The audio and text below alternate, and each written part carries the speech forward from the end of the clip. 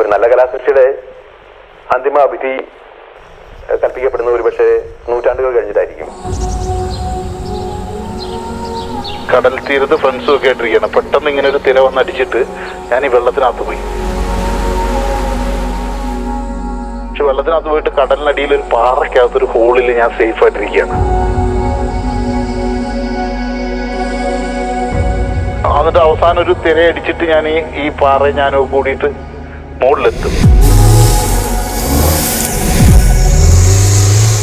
കരിയറിൽ അങ്ങനെ ഒന്ന് സക്സസ് ആവാതെയൊക്കെ നിൽക്കുന്ന സമയത്ത്, അങ്ങനെ ഡൗൺ ആവുന്ന സമയത്ത് പതുക്കെ ഒരു ദിവസം ഞാൻ തിരയടിച്ച് പാറ ബീച്ചിലെത്തും.